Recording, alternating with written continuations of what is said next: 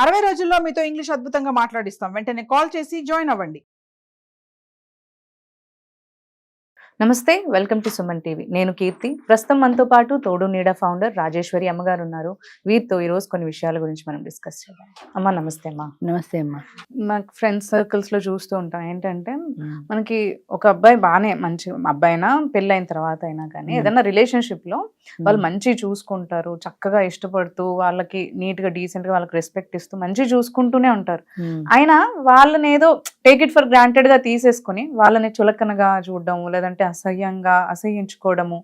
అంతేకాకుండా మళ్ళీ ఇంకో రిలేషన్షిప్ ఎలా ఉంటది అంటే, అది వాళ్ళు ఎంతో కష్టం, అసలు పట్టించుకోరు, అసలు వాళ్ళకి వాల్యూ ఇవ్వరు, ఫోన్ చేసినా మాట్లాడరు, మెసేజెస్ కి రిప్లై ఇవ్వరు, కలుద్దామన్నా కలవరు, పట్టించుకోరు అసలు మొత్తానికి. అయినా కానీ వాళ్ళ వెనకాలే పడుతుంటారు, వాళ్ళ మీద ఇష్టం చూపిస్తుంటారు. ఇది ఎక్కడ లాజిక్ అమ్మా? అసలు నాకు అర్థం కాదు. ఇది అందని ద్రాక్ష పండు అంటారు శవ. అలాగా మనకు అందిపోయి అందుబాటులో ఉన్న దాని మీద మనకి ఇంట్రెస్ట్ సహజంగా.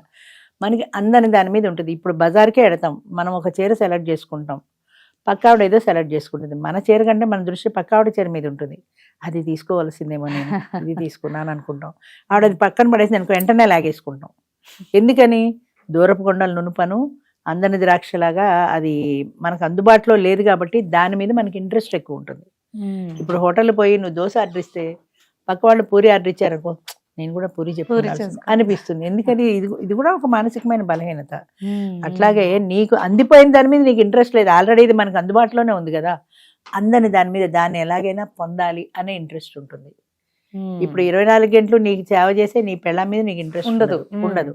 ఆఫీసులోనో ఇంకో చోట పరిచయం అయి నేను పట్టించుకోదు, దాని చుట్టూ కుక్క పిల్లలాగా ఎందుకని వెంటబడతారు? దాన్ని ఎలా అయినా నేను సాధించాలి, ఇది దొరికింది, ఇది ఎక్కడికి పోదు, ఇది ఫిక్స్డ్. దొరకని దాని మీదనే ఆత్రం ఎక్కువ ఉంటుంది. అదేమన్నా సైకలాజికల్ గా అదొక, అంటే వీళ్ళు ఒప్పుకోవట్లేదు కాబట్టి ఒప్పుచాలి, ఎలాగైనా ఆ మేలిగో ఉంటుంది. అంతేకాకుండా అవతల వ్యక్తి వద్దన్న కొద్దీ దాని మీద ఇంట్రెస్ట్ పెరుగుతుంది. వద్దు అన్నప్పుడు దాని మీద ఇంట్రెస్ట్ పెరుగుతుంది.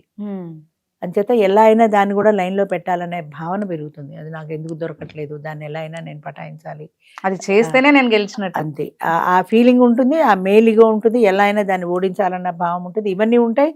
రియల్గా కూడా అట్రాక్షన్ కూడా ఉండొచ్చు. ఈ ఇంట్లో రోజు దొరికేదానికంటే అట్రాక్షన్ ఎక్కువ ఉండొచ్చు. ఇప్పుడు మనం హోటల్లో తిన్నాము, అయిపోయింది, పక్కన ఏదో కొత్త హోటల్ పెట్టారు, వెళ్ళాము, అది 1 గంట లేట్ ఉందంటే మనం అక్కడ వెయిట్ చేస్తాం. అంతేగాని ఎవడు వెయిట్ చేస్తాను, ఇక్కడికి వచ్చి తిన్నాం. ఎందుకని? ఏమో వెయిట్ చేసినా సరే అది కొత్త హోటల్ కదా, దాని టేస్ట్ ఎలా ఉంటుందో చూద్దాము అనే ఆలోచన ఎక్కువ ఉంటుంది. అంచేత అందని దాని మీద ఎక్కువ ఆసక్తి ఉంటుంది. అందినది ఇది ఎలాగో అందుబాటులోనే ఉంది కాబట్టి దీని మీద సహజంగా ఇంట్రెస్ట్ ఉండదు. అంచేత అసలు ఆడవాళ్ళు నేర్చుకోవాల్సింది ఏంటంటే, అందనట్టు ఉండాలి తప్ప పూర్తిగా అందినట్టు ఉండకూడదు. పూర్తిగా అందితే నీ వాల్యూ పోతుంది కదా. అంచేత నీ వాల్యూ పోతుంది.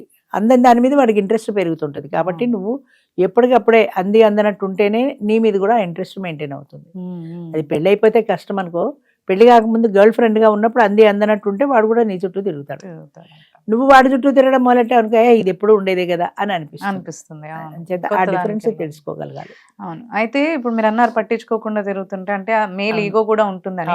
కొన్నిసార్లు చుట్టుపక్కల వాళ్ళు కూడా, అంటే ఇప్పుడు ఫ్రెండ్స్ లో నేను మా కాన్వర్సేషన్స్ వింటూ ఉంటా. ఎలా అంటే, కాదు అలా అలా రిజెక్ట్ చేస్తే గర్ల్ ని కానీ ఎవరన్నా మొగాలు కాదని అనుకుంటారు. అంటే ఇంకా మెన్ అంటే మల్టిపుల్ రిలేషన్షిప్స్ ఉండాలి, అట్లయితేనే మెన్ అనే ఫీలింగ్ కూడా వస్తుంది. చాలా మందికి ఉంటుంది. అది చాలా మందికి ఉంటుంది. ఒక ఆడదాంతో ఉన్నాడు, మగాడే కాదు, 10 మంది ఆడవాళ్ళు ఉండాలి అనే ఉంటుంది. వీళ్ళని కూడా చుట్టుపక్కల వాళ్ళు కూడా రెచ్చగొడుతుంటారు. ఏరా అది పడలేదా నీకు, వదిలేసావా, ఈ నీ వల్ల కాదా అని ఏదో అన్నప్పుడు వీడు మేలిగో హట్ అవుతుంది. ఏం కాదు, దాన్ని ఎలా అయినా పటాయిస్తాను అన్న భావన పెరుగుతుంది. అంచేతనే టీనేజ్లో ఉండే స్నేహాలు కూడా చాలా ప్రమాదకరమైనవి. మన వాళ్ళు చెప్తారు చూడు, ఒక స్నేహితుని చూసి నువ్వు ఎటువంటి వాడివి, నీ క్యారెక్టర్ ఏంటి అనేది అర్థం చేసుకోవచ్చు అంటారు. అంటే నీ స్నేహితుడు మంచివాడైతే ఆటోమేటిక్గా నువ్వు కూడా మంచి మార్గంలో నడుస్తావు, వాడు నిన్ను సరిదిద్దుతాడు. వాడు చెడ్డవాడైతే అన్ని చెడు సలహాలు ఇస్తాడు, నువ్వు కూడా చెడిపోతావు. అంచేత దాన్ని బట్టే, ఆ స్నేహితుల్ని బట్టే మనని కూడా అంచనా వేస్తారు. అందుకని మనం కూడా కరెక్ట్గా ఉంటే అప్పుడు స్నేహితులు ఎలా చెప్పినా సరే మనం దాన్ని పట్టించుకోము, వినము. టీనేజర్సే కాదమ్మా, పెద్దవాళ్ళు కూడా పెళ్ళయి 40 ఏళ్ళు ఉన్న వాళ్ళు కూడా అదే ఆ థాట్ లో ఉన్నారు. అవును. ఇప్పుడు 40s తర్వాత మగవాళ్ళలో ఇది ఎంతవరకు కరెక్టో కానీ, మగవాళ్ళకి తిరిగి యవ్వనం వస్తుంది అంటారు 40s తర్వాత, 40+ లో. ఈ ఆడవాళ్ళు మెనోపాస్ స్టేజ్ దగ్గర ఎడుతుంటారు కానీ 40s తర్వాత వాళ్ళ యవ్వనం తిరగబెడుతుంది అంటారు. అంటే మళ్ళీ చిన్నతనం టీనేజ్లో లాంటి కోరికలు కలుగుతుంటాయి వాళ్ళు. అంచేత ఆ ఏజ్లో పటాయించే వాళ్ళు ఎక్కువ.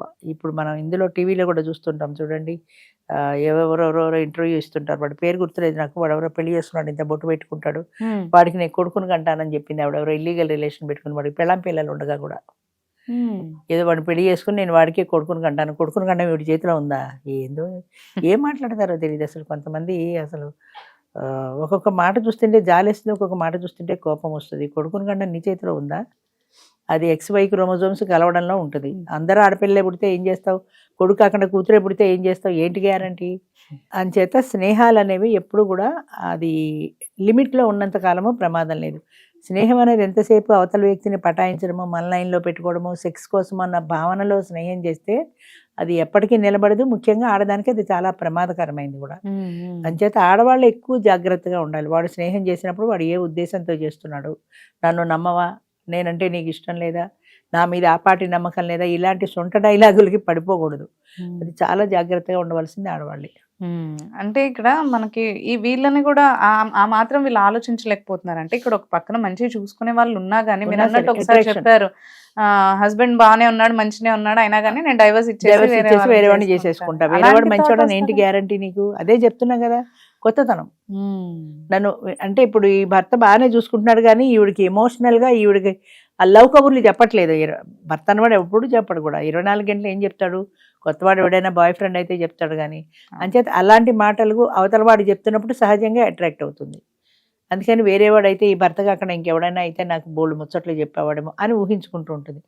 ఆ ఊహించుకున్నది తను నిజం కావాలనుకుంటుంది. నిజం కావాలనుకుంటే వీడికి విడాకులు ఇచ్చేసి ఇంకోటి పెళ్లి చేసేసుకోవచ్చు కదా, కానీ అది కేవలం ఊహ మాత్రమే. రేపు పొద్దున పెళ్ళి అయితే వాడు కూడా ఇంతే అది రాదు కూడా. ఎందుకంటే మన ఊహలకు అనుగుణంగానే మనం ఊహించుకుంటాం. ఇప్పుడు వీడికి విడాకులు ఇచ్చేసి చేసేసుకుంటే అది విడాకులు ఏమైనా తమలపాకుల చేతిలో పెట్టడానికి మొన్నటికి సంవత్సరాల తరబడి సివిల్ కేసులు తీరవు. మ్యూచువల్ కన్సెంట్ మీద ఇచ్చినా కనీసం 1 year ఉండాలి. నీ మొగుడు ఇస్తాడో ఇవ్వడో, వాడు ఒప్పుకుంటాడో ఒప్పుకోడో. విడాకులు ఇచ్చేస్తారంటే తేలిగా, విడాకులు కావాలంటే వాడి క్రూయాలిటీ నువ్వు ప్రూవ్ చేయగలగాలి. నా భర్తతో, లేదా వాడు ఒక ఇంపార్టెంట్ అయితే నా భర్త ఇంపార్టెంట్ కాబట్టి నేను విడాకులు ఇస్తున్నాను, లేదా ఇలాగ క్రూయాలిటీతో నన్ను హింసించాడు, నువ్వేం ప్రూవ్ చేస్తావు? ఏం ప్రూవ్ చేయకుండా ఊరికే విడాకులు అడిగితే ఇచ్చేరు. అది అసలు అమ్మాయికి ఆ కామన్ సెన్స్ లేదు. ఎంతసేపు తనకి కావాలి కాబట్టి అనుకుంటుందే కానీ ఇది ప్రాక్టికల్గా జరుగుతుందన్న ఆలోచన లేదు. అలాంటి వాళ్ళు జీవితంలో ఎంత మోసపోతారు, ఎంత నష్టపోతారు. పైగా కొడుకు కూడా ఉన్నాడు. అదే కొన్ని సంవత్సరాలు జీవించి ఓ 25 ఏళ్ల కొడుకుండి కొంత జీవితం అయిపోయి నీకు 50 ఏళ్ళు వచ్చిన తర్వాత 45 ఏళ్ళు రా, ఇప్పుడు నువ్వు కొత్తగా వెళ్ళి జీవితం మొదలెడితే నీ కొడుకు దృష్టిలో నువ్వేమైపోతావు? వాడు ఏమైనా తండ్రి క్రియల్గా ఉంటే అయ్యో మా అమ్మ కష్టపడింది అనుకుంటాడు.